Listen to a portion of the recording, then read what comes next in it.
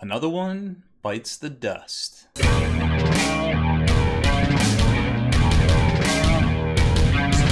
Spiky Bits.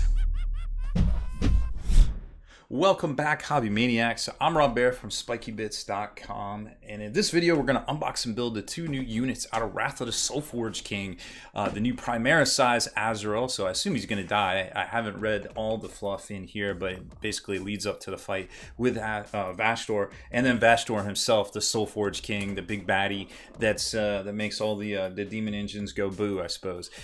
So this kit is $200, or this box set is $210, and they were allocated out to 100 per store at release time, which definitely means that GW wants to sell them. So let's see if it's worth your hard-earned hobby dollars in our value and savings breakdown here. So I do have to admit that it seems like this box has a tremendous amount of hype going behind it from the players and stores that we have polled. And I think a lot of that has to do with the fact that it is good value in here, but also they put the rules out for free. So the rules for these guys aren't hidden behind some $55 paywall.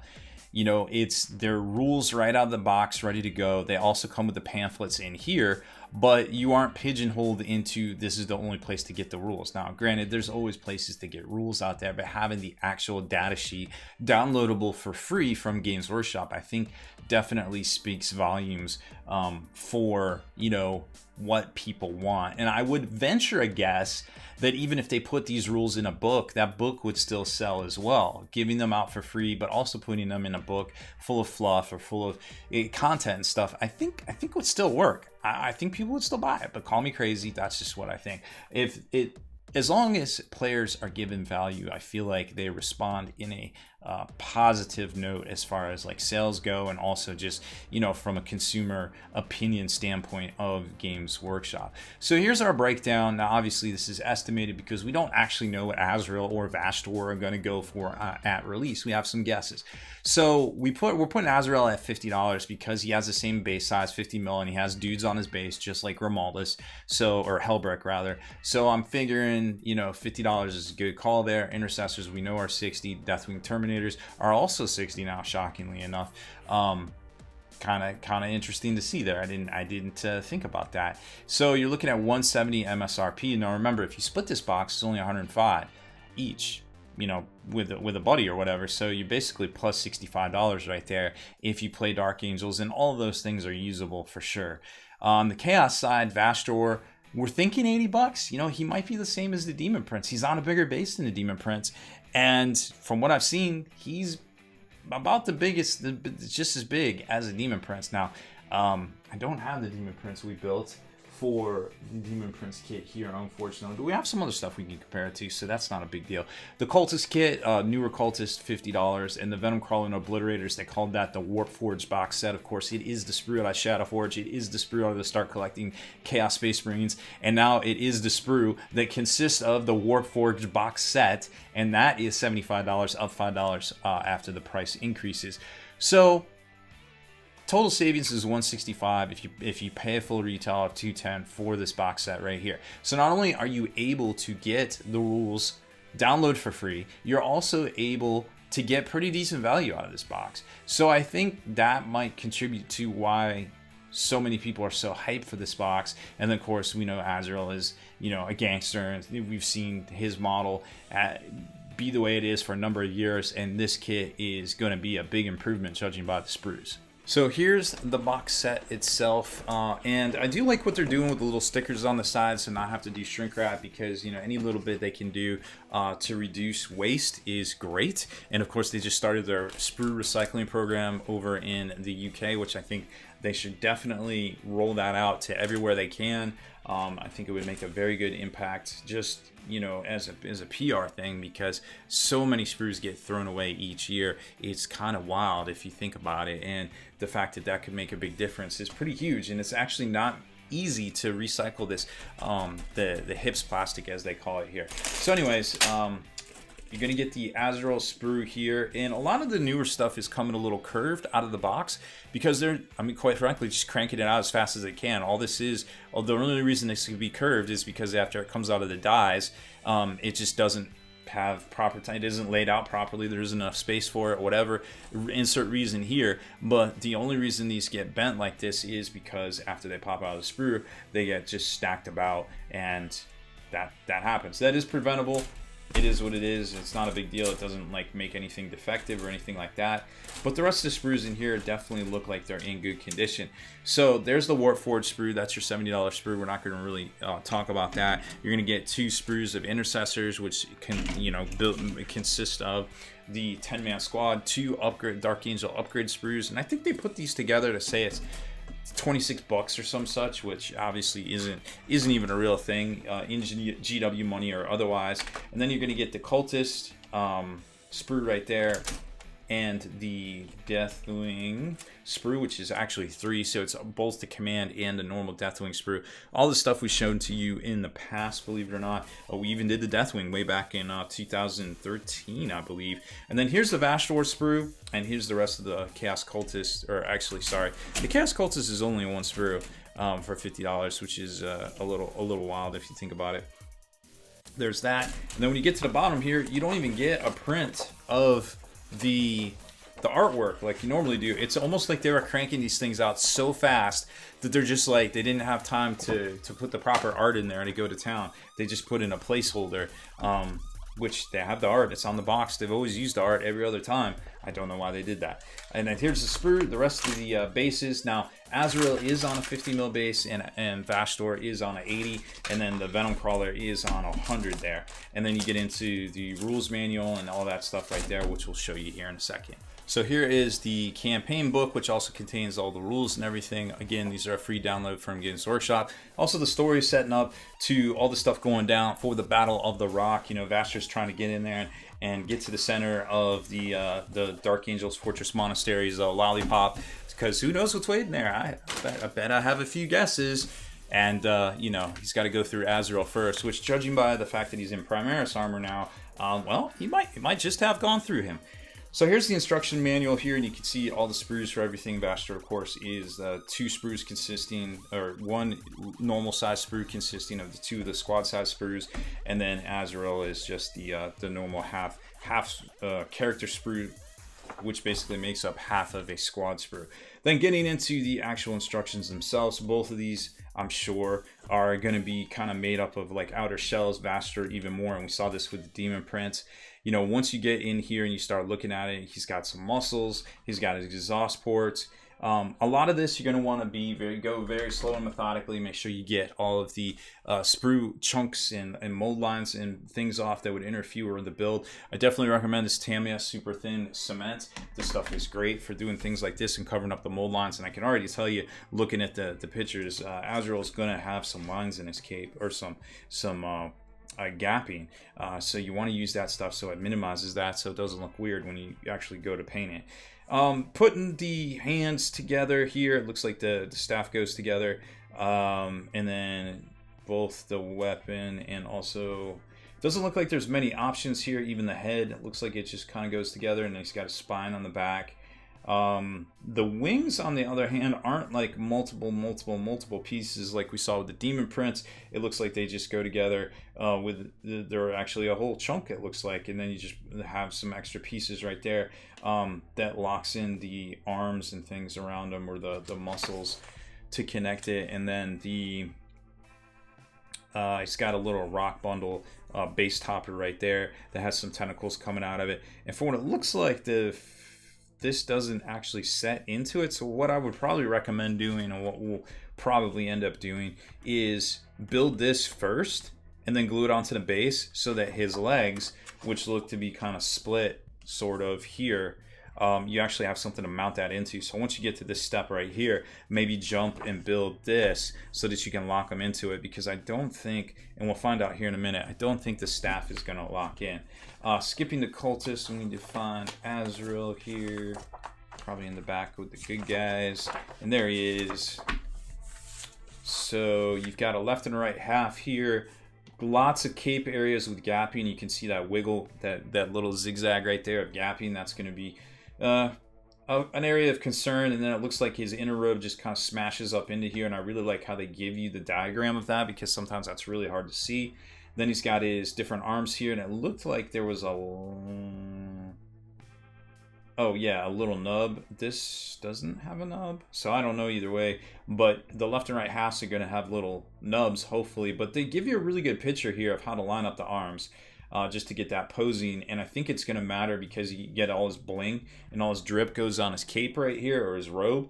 So you're going to want to make sure you line everything up because I have the specific attachment points there. And then this banner looks pretty sweet. Like, make sure you get all your flashing and things off to attach it to the banner pole. And then he's got a sidearm that goes on the back here, and then his little deuter. And depending on how you build it with the lion helm or the Sword of Silence, you're gonna want to have the opposite thing. So obviously you'd be holding the lion helm if Azrael has his helmet off, and I guess either way he's gonna have the sheath somewhere because there isn't an option for him to draw the sword or to not have drawn the sword. So you can give him to the little Watcher in the Dark here, or I guess it really doesn't matter which one you have as far as that goes. And hopefully this is interchangeable. And it looks like he has a little neck robe sort of thing. One of those neck pillows, you know, so he can take a little nap if he needs to. So make sure you glue it to that if you decide. Or if I had to guess, I would say these heads are interchangeable. And then everything glues down to the base here. It looks like a split helmet from the Fallen. And then just the little Watcher in the Dark goes over there. Depending on which one you put, you're going to want to have it so he can kind of see it from, presenting his weapon. That's the instructions. So let's take a closer look at the sprues real quick and then get into the build. This sprue, I mean, it seems like it has a lot of open space on it, but realistically, you know, it's just because of these veins right here, and I'm not sure that they had anything to even put in there, because this seems like, I mean, I'll be honest with you, besides the part about the base here, it seems like a pretty simple build. There will be a lot of flash and a lot of mold lines. You can see right down the middle right there. There's already a bunch protruding, but be careful not to hit those nubs, those little spiky bits on the back right there. But, I mean, detail is pretty good. I mean, the muscle sinew has a lot of texture right there, so you'll be able to do some washes and stuff. And especially right in here, you got notches. You've got, this little bevel right here as well on his wings. So lots of cool stuff to kind of mess around with. And even his armor plating is super Baroque, you know, and you can definitely crack out with some Chaos Armor Tech right there. It's been a while since we used our markers, the Sharpie metallic markers, but those things work great too, as long as you matte coat before and after you apply them as well. And then the front right here looks shockingly similar to a Demon Prince. I would guess it is the same size as a Demon Prince, so that's neat to see. And then on Azrael's sprue, we can see a whole lot on this. So obviously the banner is beveled as well, or embossed, and that'll be pretty fun to paint. And then he's got some really cool looking shoulder pads. I like that on the plasma. They kind of redid it right there with the little flippy thing. He's got a flipper. His plasma has a flipper. Look out. This guy's got a flipper. And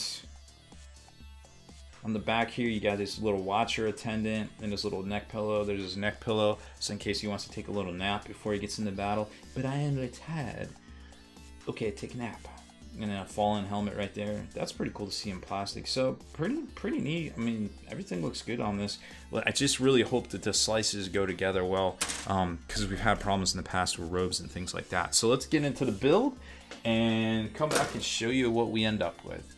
First up, we'll take a look at Azrael here, so you can see he looks pretty good on a larger base here, because he really fills it out with his posing right there.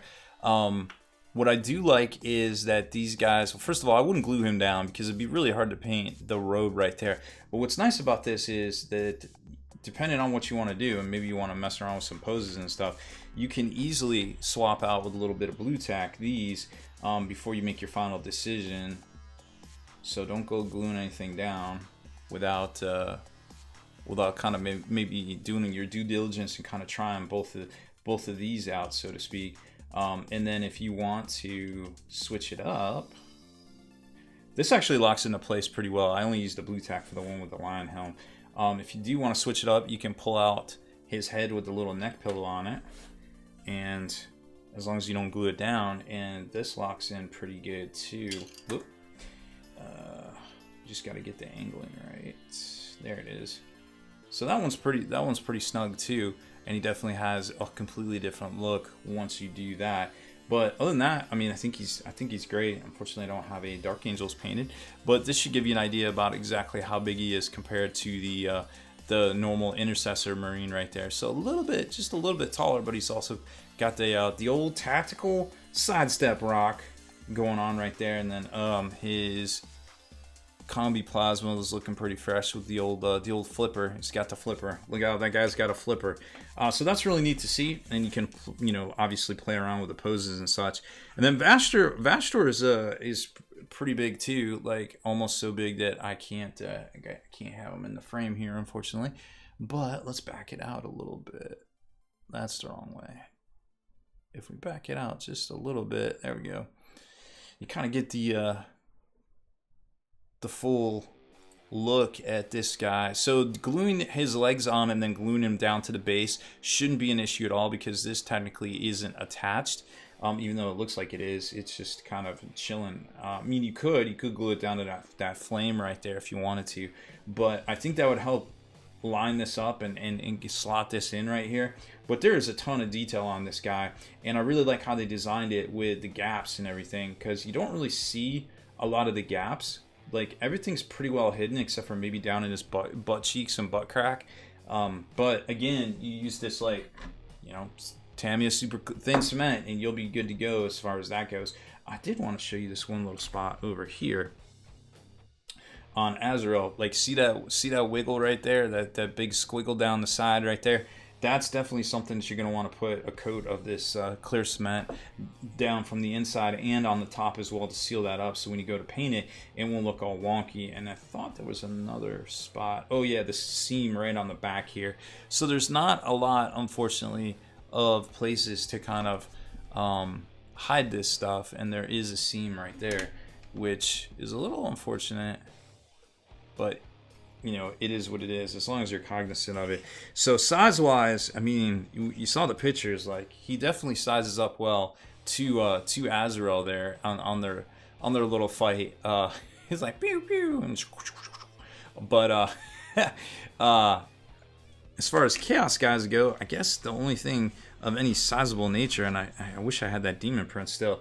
I do have a Mortarion here who is on a slightly bigger base, so it gives you an idea of where he comes to as far as that goes. But I'm pretty sure he's about the same size as a Demon Prince, just a little bit girthier, with all that stuff going on with him. Actually, I'm not sure why the Demon Prince was only on a 60 mil base, but it is what it is.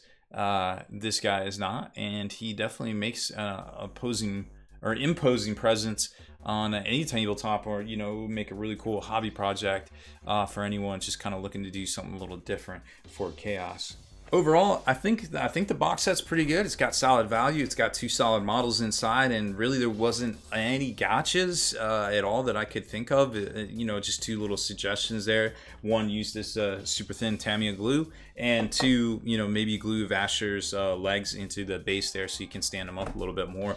But overall, you know, pretty solid value, pretty solid offering from Games Workshop, and I hope we see more of these. So thanks for watching my unboxing build of the new Wrath of the Soulforged King. Super appreciate it. And don't forget, you can always get your hobbies for less from dicehead.com, Amazon, or hopefully your local game store as well. If you liked that video feature, consider supporting us over at patreon.com and get back in the mail each month a miniature crate full of some of the stuff we review here, as well as some of the top 3D artist designs out there too, to help support what they're doing. Plus, discount coupon codes from some of those same manufacturers. They're yours to keep, whether you cancel or stay on. It's totally up to you. Obviously, we want to keep you as happy as possible. So check it out over at patreon.com/spikybits.